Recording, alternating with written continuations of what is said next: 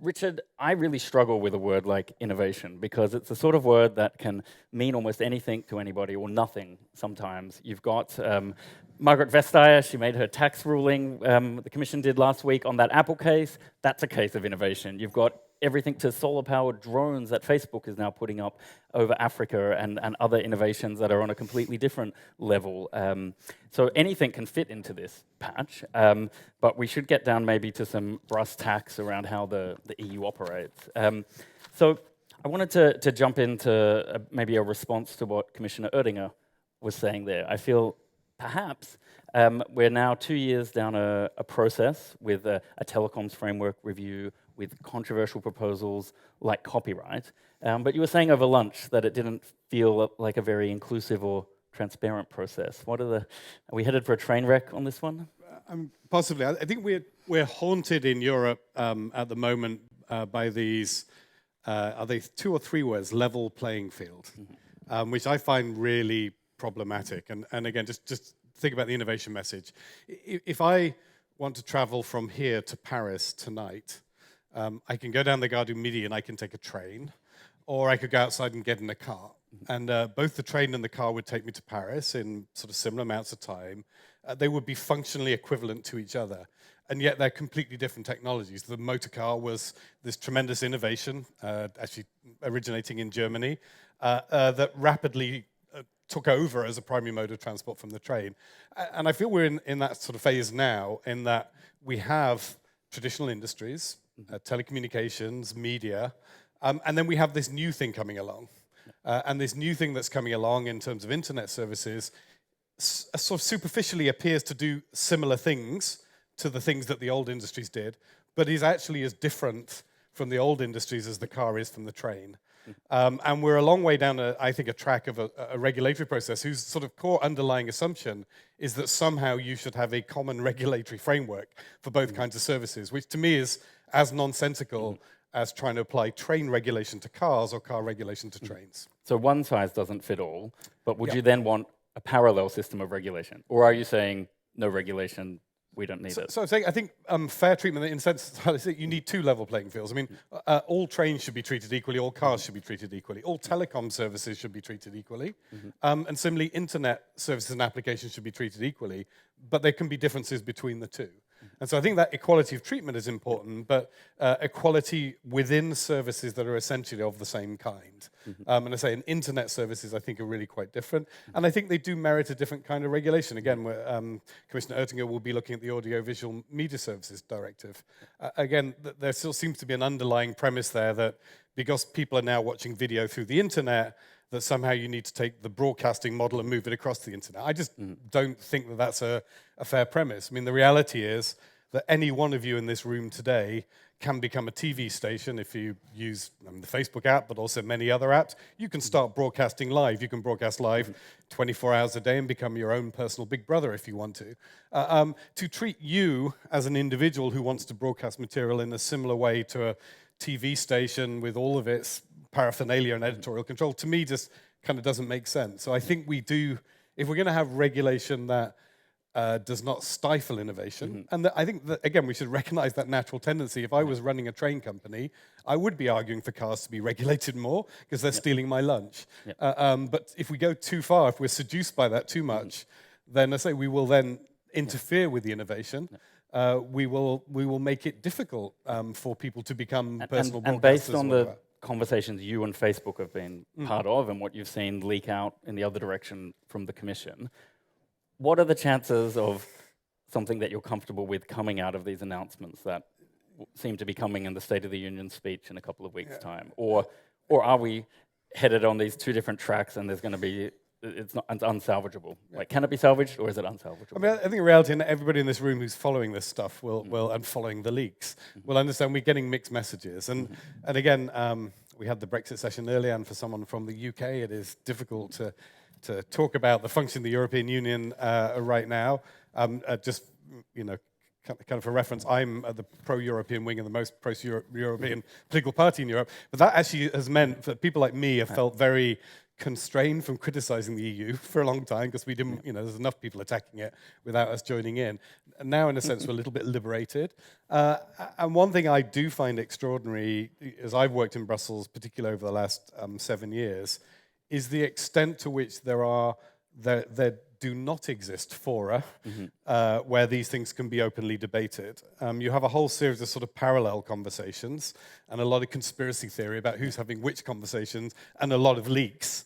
But the forum within which we can all just, in a very open and trusted way, talk about the future of audiovisual media services, for example, that doesn't seem to exist. And that's kind of an original sin, you're saying then, because if you don't build that in at the beginning of a process, i.e. 2014, you can't really bake it back in or put it on the top of the cake at the end. Exactly, and I contrast that with what takes place in national capitals. Again, I'm not going to say national good, EU bad, but the reality is in most national capitals around the EU, the community of people looking at technology policy is quite small. And they're people who know each other and trust each other, and they move jobs between different parts of the sector. And so I would sit in London, for example, with a community of very strong NGOs who can be incredibly critical of my company, with telecoms people, with media people, with internet people, with the minister, with a whole community of people. And there is a forum within which you have a discussion, the premise of which is how do we come up with good regulation? Not good for me or good for you, but good for the sector as a whole. So I find that for me, it feels like that sort of happens to an extent in Brussels, but it's more at the margins, and there's a lot more of this sort of jockeying position, and maybe because there is it's a bigger community, and it's harder to build trust in this bigger community that we have there. And on that point of trust, also transparency, because I would think that whichever vested interest you might be most associated with or most sympathize with, I think systems that have less transparency, it's easier for one of those vested interests to kind of dominate the process. What's your feeling there? Because if you think about what will happen when these proposals come out in the next couple of weeks, people who don't want innovation to happen, they have quite a few closed-door opportunities to jostle. The trialogue process in the EU, apologies for anyone who's not really familiar with that already, but that interinstitutional negotiating is not the most open system, is it? So no. What could we change with that? That's a good leading question. So I find it, again, I've sort of found it extraordinary that when you have a proposal, to me, I guess I'm sort of stuck in the adversarial system, but I see advantages in it. If you have a proposal like the proposal for ancillary copyright, the way to approach something like that is for someone to stand up and say, this is why I like ancillary copyright, and for everyone else to try and shoot them down. And that's the way you test the proposal, and that should be very open, very transparent. It's probably not going to, there'll be plenty of opportunities for people to have a go at it, but the most important discussions will not take place in that format. They'll be in places like the council. And again, lesson learned, when an employee leaves your company, you send HR out to do an exit survey as to why it is they left. So maybe it's like an exit survey of British politicians as to why we're leaving. But there is something in there that, if I could see, in my case, the British minister, or whichever minister you have, in the council, arguing the British position on ancillary copyright, and then I could see all the other ministers of all the other countries arguing their positions, and see them come to a decision, I may not like the decision, but I'm going to feel much more comforted by the process. Yes, you're saying you would trust than I am today. Not trust the decision. You'd trust the process more. I would. If we had televised committee meetings, televised council meetings in particular, the point at which the important decisions are made, it feels to me like there is much more transparency around the less important bits of the process, and much less transparency around the more important bits of the process. Another example of we live through is the General Data Protection Regulation. Was sort of being debated here for 3-4 years. Classic sort of EU debate. In the last minute in the trialogue process, somebody came along and proposed that you change the minimum age at which people could sign up to internet services from 13 to 16. It's like a massive, really fundamental change in the way that everything works. We all have kind of views about whether it's the right change or not. But what was extraordinary for me is we went around and said, whose change is this?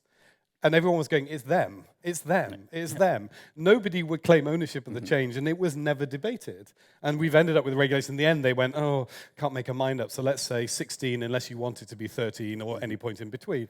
And so you've sort of ended up with this sort of odd piece of regulation, which is harmonizing and not harmonizing at the same time. Like, the point is probably not the substance of the regulation, but the process should not allow you to debate one thing for 3 years, and then in the last 3 days, somebody to change it to something completely different without a debate. Oh. Well, you probably don't show us 3 years of your privacy internal debates either when you change the terms and conditions, though. So sometimes things have to happen behind closed doors. Touche, touche.